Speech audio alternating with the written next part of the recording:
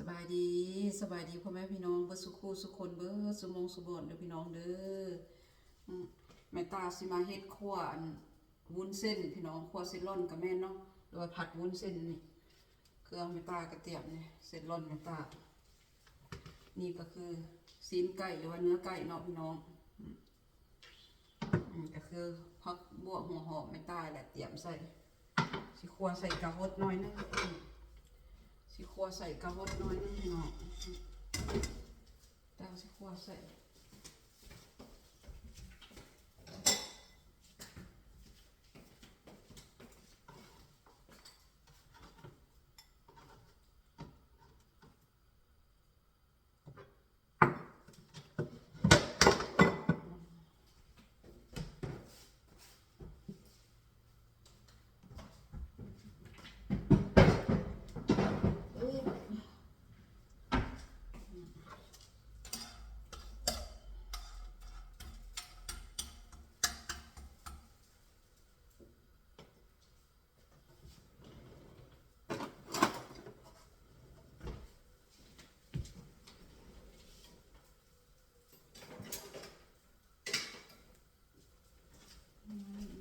จักอยู่ใส่พี่น้องจักแฟนตาไปน้องใส่อันนี้ตาบ่มักใส่บ่มักใส่ไปมันขูดหม้อนะเนาะพี่น้องเนาะตาเคี่ยวน้ำตาลก่อนพี่น้อง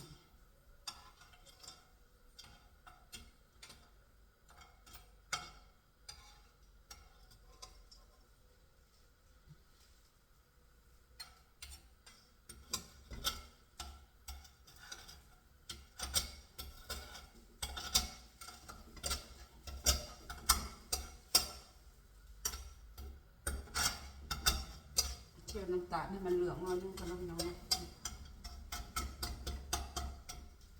เคี่ยวมันเป็นสีเหลืองน้อยนึง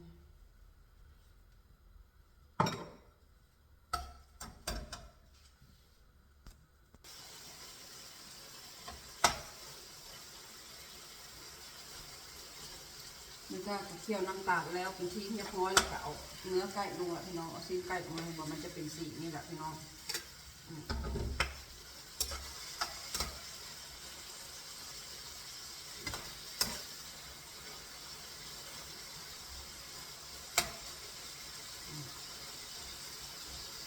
แป๊บนึงให้ซีนไก่สุกเนาะพี่น้องเนาะตาจะคั่วให้ซีนไก่มันฮดซีนไก่ฮดซีนไก่หั่นแต่เขาเสียเอาน้ำลงใส่น้อยนึงเพื่อเอาใส่เส้นร่อนแล้วให้มันเหมือนนั่นนะพี่น้องมันสุกแป๊บนึงพี่น้อง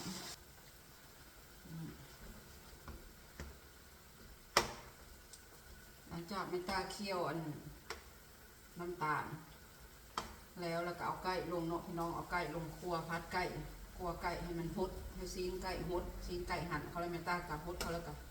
เอาน้ำลงไปเนาะพี่น้องใส่น้ำลงไปแล้ววันนี้แม่ตากับสิทาให้ไก่สุกไปเสียเอากระฮดลงวันนี้พี่น้องเนาะซีนไก่สุกกันนะพี่น้องเอากระฮดลงแล้วก็เส้นบอลตามบัดนี้พี่น้องน้อยนึงพี่น้องพาแป๊บนึงน้ำสงสัยน้อยแม่ตาตื่นอีก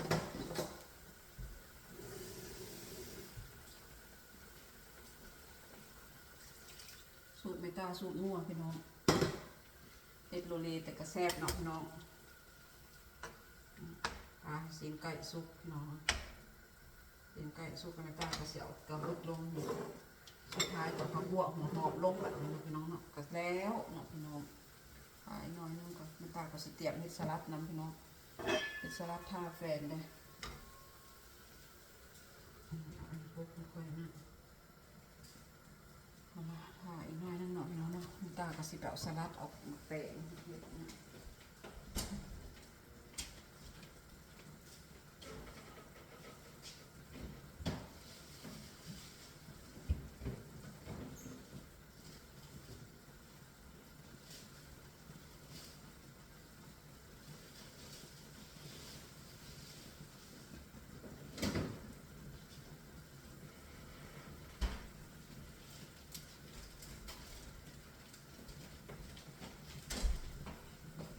สลัดท่าแฟนมักเล่นเอามักเล่นมาหน่อยนึงกับมักแตะหน่อยใหญ่ๆพี่น้องแตะกัน ปลูกอยู่สวนก็ฮอดบุปินพี่น้องได้กิน2 หน่วย2 มากแตกนะอันนี้ก็สลับอยู่สวนไม่ตายละเก็บมากระล้างใส่ผงแล้วพี่น้องโอ้ยคือมาเป็นสิตายตุย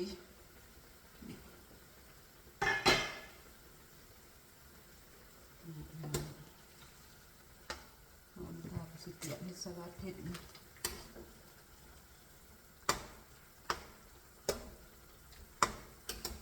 ไก่กระสุกเลยนะพี่น้องหัวเป็นยังไงที่แซ่บอยู่บนนอกไก่กระสุกละพี่น้องตาเสียมกันเด้อ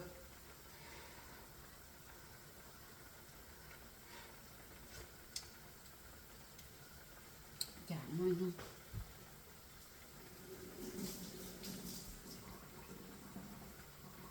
จากน้องติดเลยพี่น้องติดเกลือใส่ลงไป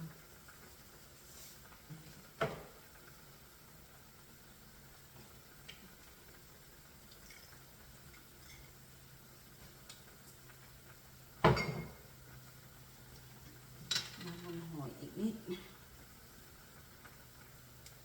จางพี่น้องเดือดแบบยำเค็ม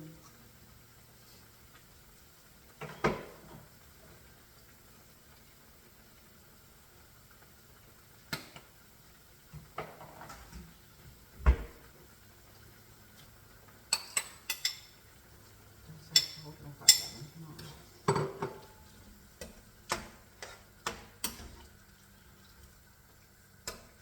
หลายผัดโบเซ่ไปน้องพี่น้องเนาะจะว่าเค็มซ้ำกับโบจักนี้ตื่นหันตื่นนี่พี่น้องเลย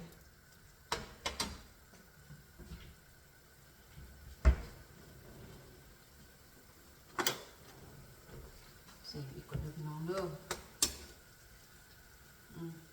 ต้องใส่ซอสอย่างนี้เนาะพี่น้องเนาะ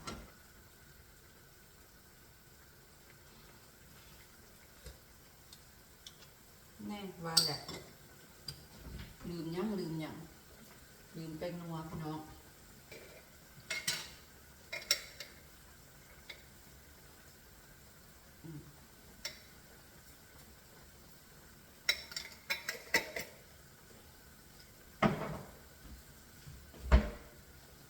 ใส่น้ำตาลอีกหน่อยนะพี่น้องมันคือหวาน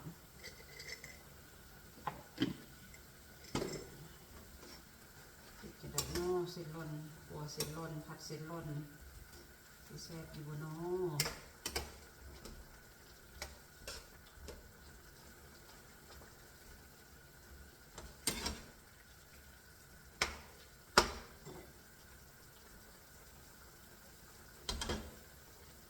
รสชาติเป็นอย่างนี้เนาะพี่น้อง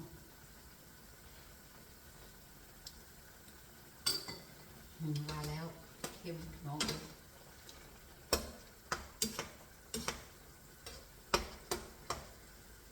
ใส่เส้นลมใส่หัวหอมลงไปกระซิบพอดีแล้วเนาะพี่น้องเนาะ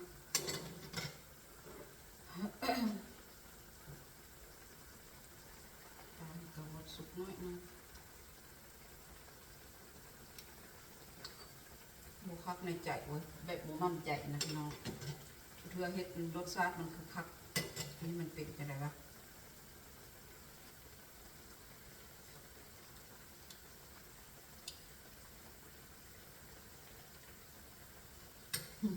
เด็กเค็ม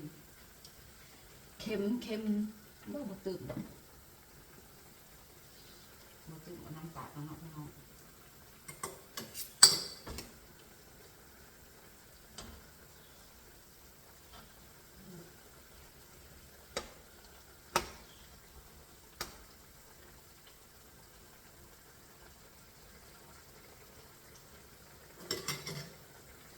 แล้วถ้าก็จะเอาเส้นเลือดลงแบบนี้เนาะ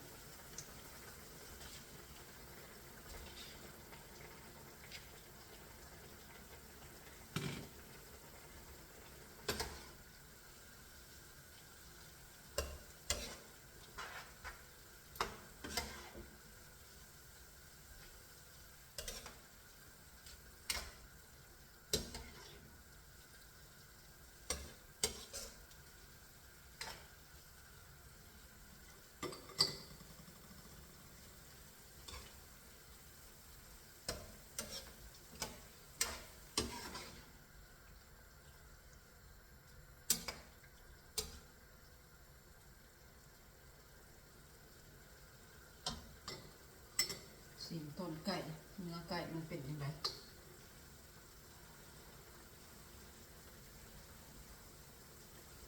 ฮอต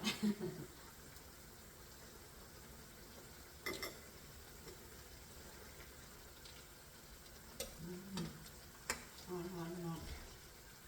เขาทาอยู่พี่น้อง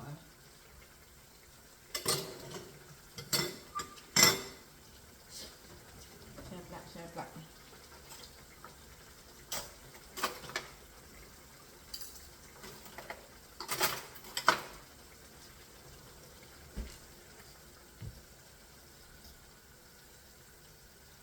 มันตาย่านเค็มบุกเค็มดอกพี่น้องพอดี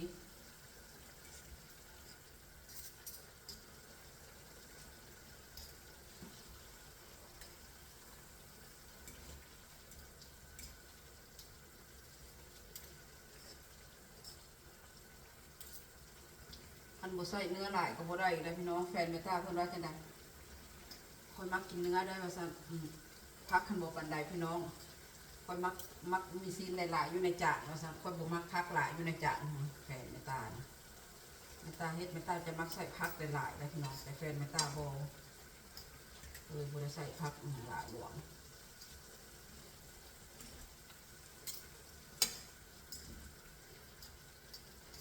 พี่น้องสีสันกับเป็นตาแซ่บอยู่แล้วพี่น้องจ๋า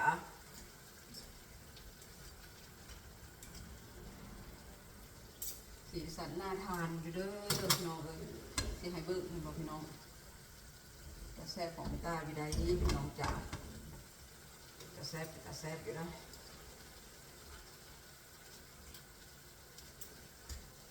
อุ้ยสีหวานมันนี่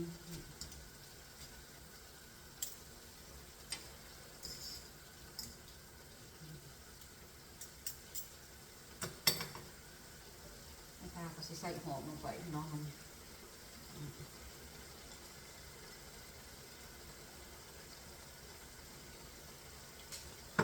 ใส่หอมลงไปแล้วจ้า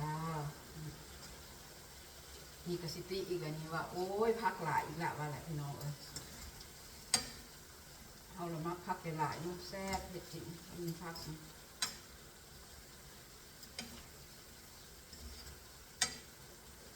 สีสันน่าทานเลยพี่น้องเยอะเห็นป่ะพี่น้อง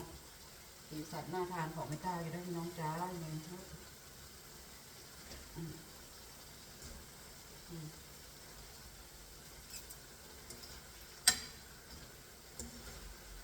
สีสันน่าทานจ้าน้ำแซ่บเป็นตะแซ่บเป็นตะนัวอยู่ได้พี่น้องน้องขับไปด้วยพี่น้อง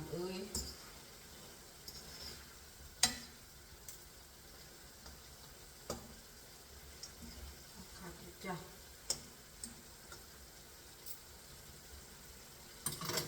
ตาสีเบิกพี่น้องดูเห็นว่าพี่น้องสีสันน่าทานว่าพี่น้องผัดวุ้นเส้นเมตาหรือว่าคั่วเส้นร่อนผัดเส้นร่อนก็ว่าไปเนาะพี่น้องคั่ววุ้นเส้นใส่เนื้อไก่พี่น้องใส่ไก่ใส่ไข่กระฮดเนาะพี่น้องเนาะใส่แครอทบอกเป็นกระแซบอยู่ดอกพี่น้องเห็นว่าสีสันน่าทานเลยพี่น้องเนาะนี่แหละพี่น้องผัดวุ้นเส้นฝีมือแม่ต้าเองสูตรมั่วสูตรดูรีกระแซบพี่น้องจ๋าเนาะ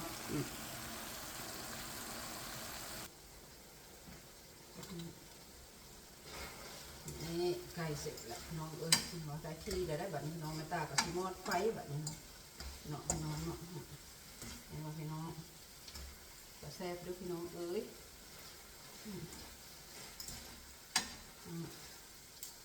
โจ๊กบริบูรณ์ผัดเส้นร่อนเมตาพี่น้องผัดวุ้นเส้นเป็นเนื้อไก่เนาะพี่น้องเนาะแล้วแหละพี่น้องไปแล้วพี่น้องสำหรับคลิปนี้แม่ตาก็สิขอจบภาพจบบรรยากาศไว้เพียงสำนี้น้องพี่น้องเนาะพอกันใหม่คลิปหน้าด้วยพี่น้องเด้อสำหรับท้ายคลิปนี้แม่ตาก็ขอกล่าวคำว่าสบายดีพี่น้องไปละบ๊ายบาย